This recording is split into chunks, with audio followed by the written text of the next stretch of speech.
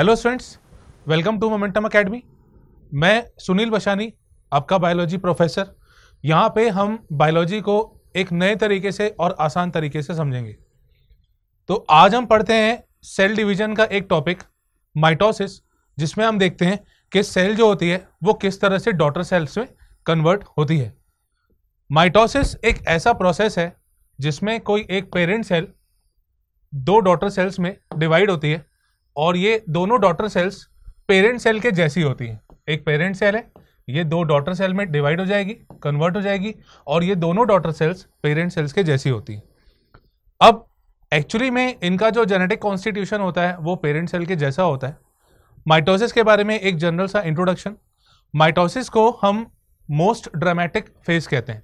Most dramatic phase इसलिए कहते हैं क्योंकि सेल के जितने भी कंपोनेंट्स होते हैं वो यहाँ पे रीऑर्गेनाइज होते हैं। एम फेज इसलिए कहते हैं क्योंकि यहाँ जितने सेल के कंपोनेंट्स हैं वो रीऑर्गेनाइज होते हैं। दूसरी बात कि माइटोसिस को इक्वेशनल डिवीजन कहा जाता है। इक्वेशनल डिवीजन मतलब यहाँ जो सेल है वो डॉटर सेल दोनों एक जैसी होती हैं, उनमें नंबर ऑफ क्रोमोसोम्स का डिस्ट्रीब्यूशन इक्वल होता है, इसीलिए हम यहाँ पे इसको इक्वेशनल डिवीजन भी कहते हैं। अब देखिए, माइटोसिस में अगर अपन इनिशियली स्टार्टिंग से बात करें तो एक सेल है हमारे पास, ये पेरेंट सेल है, इसमें ये न्यूक्लियस है।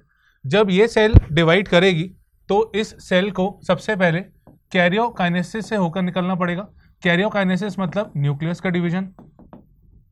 और जब यहाँ पे न्यूक्लियस का डिवीजन हो जाएगा, ये एक सेल के अंदर दो न्यूक्लियस का फॉर्मेशन हो जाएगा, तब फाइनली फिर सेल डिवाइड करती है। तो सेकेंड स्टेप इसमें आता है साइटोकाइनेसिस। तो पहले कैरियोकाइनेसिस का डिवीजन, पहले कैरियोकाइनेसिस होता है, न्यूक्लियस का डिवीजन होता है और उसके बाद साइटोकाइनेसिस होता है जिसमें सेल डिवाइड हो जाती है। यहाँ पे कैरियोकाइनेसिस में बेसिकली न्यूक्लियस के डिवीजन होते होते यहाँ पे हम इसको चार स्टेजेस में पढ़ते हैं। सबसे पहली होती है प्रोफेज, फिर मेटाफेज, एनाफेज और टीलोफेज। यहाँ पे एक देख सकते हैं आपके न्यूक्लियस किस तरह से डिवाइड होता जा रहा है और कई सारे न्यूक्लियस यहाँ पे बनते जा रहे हैं। तो चलिए अब स्टार्ट करते हैं। सबसे पहला फेज प्रोफेज, बिल्कुल स्टार्टिंग से बात करते हैं। अभी हमारे पास जो सेल है वो इंटरफेस को पार करके आई है, जिसमें डीएनए का अमाउंट डबल हो चुका है। क्रोमोसोम का नंबर उतना ही है, पर वहां पे क्रोमोसोम में दो क्रोमैटिड्स प्रेजेंट हैं। एक सिंगल क्रोमोसोम में दो क्रोमैटिड्स प्रेजेंट हैं।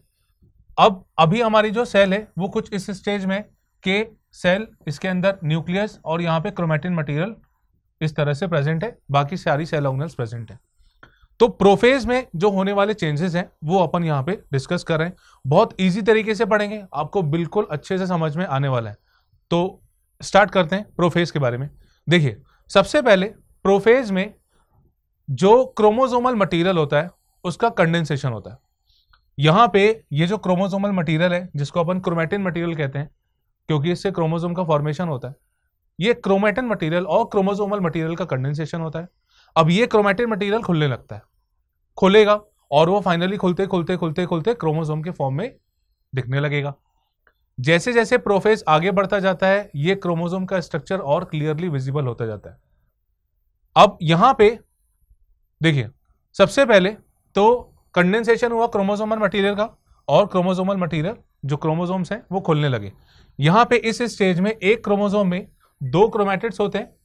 जैसे ये जो क्रोमोसोम है इसमें जो दो आर्म्स आपको दिख रहे हैं, एक ये वाला एक ये वाला, ये दो क्रोमैटिड्स हो गए।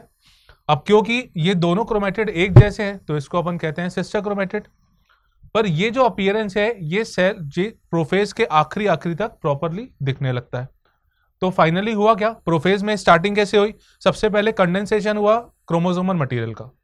अब ये क्रोमोसोमल मटेरियल जब खुलता जाएगा, क्रोमैटिन मटेरियल जब खुलता जाएगा तो क्रोमोसोम वहां पे प्रॉपर वहां पे दिखना स्टार्ट हो जाएंगे और जैसे जैसे प्रोफेज आगे बढ़ते जाएगा तो क्रोमोसोम वहां पे प्रॉपर वहां पे हमको उसका अरेंजमेंट देखने मिल सकता है। यहाँ पे क्रोमोसोम में दो क्रोमैटिड्स होते हैं, यानी इसकी दो आर्म्स हैं और ये दोनों आर्म्स जो होती हैं वो सेंट्रोमियर से अटैच होती है। अब जैसे जैसे प्रोफेज आगे बढ़ता है, जैसे अभी क्या है, सेल हमारी जो इस स्टेज में, इसमें न्यूक्लियस है और दो सेंट्रोसोम है। सेंट्रोसोम आपको ध्यान होगा इंटरफेज में सेंट्रियोल का और सेंट्रोसोम का डुप्लीकेशन होता है। तो अब यहां पे सेंट्रोसोम ऑपोजिट एंड की तरफ मूव करना स्टार्ट करता है। प्रोफेज में ही होता है ये।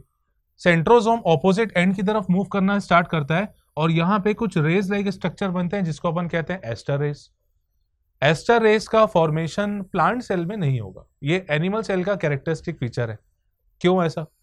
क्योंकि प्लांट में सेंट्रियोल नहीं होता, इसीलिए वहां पे जो डिवीजन होगा उसको हम एनएस्ट्रल माइटोसिस कहते हैं, जबकि एनिमल सेल में जो डिवीजन होता है उसको हम एस्ट्रल माइटोसिस कहते हैं।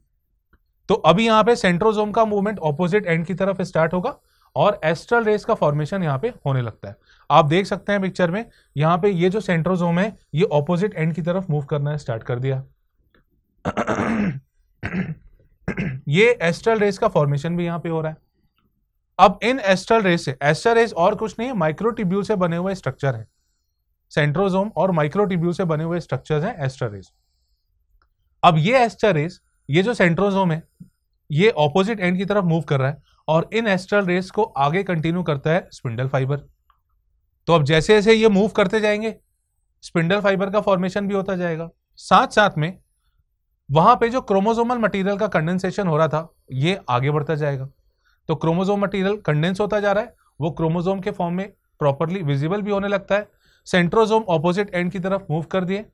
एस्टर रेस का फॉर्मेशन है, एस्टर रेस जो माइक्रोट्यूब्यूल से बनी हुई है, प्लांट में नहीं होगी क्योंकि प्लांट में सेंट्रियोल नहीं होता।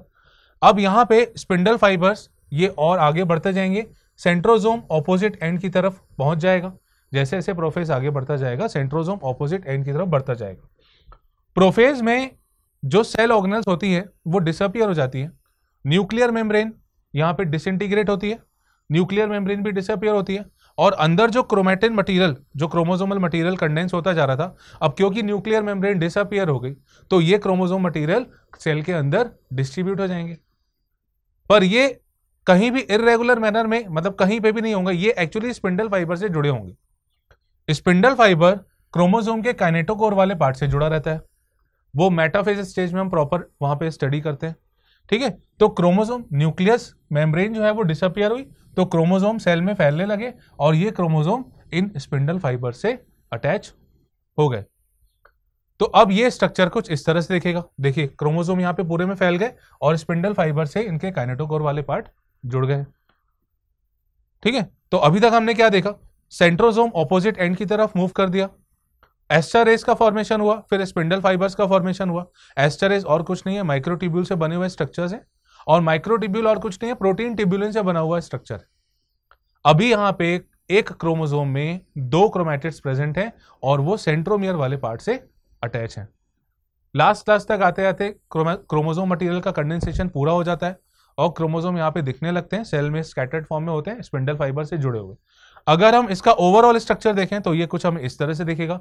देखिए सेंट्रोजोम ऑपोजिट एंड की तरफ पहुंच गया, बीच में न्यूक्लियर मेम्ब्रेन डिसअपियर हो गई, क्रोमोसोम फैल गए और वो स्पिंडल फाइबर वाले पार्ट से अटैच हो गए। यहां पे जितनी भी सेल ऑर्गेनल्स होती है वो लास्ट तक डिसअपियर हो जाती है और अब प्रोफेज स्टेज यहां पे कंप्लीट होती है। प्रोफेज के बाद अब सेल एंटर करती है मेटाफेज में। तो आने वाले वीडियो में हम देखेंगे कि मेटाफेज में क्या क्या चेंजेस होते हैं, किस तरह से वहां पे क्रोमोसोम्स में चेंजेस होते हैं, अरेंजमेंट होता है।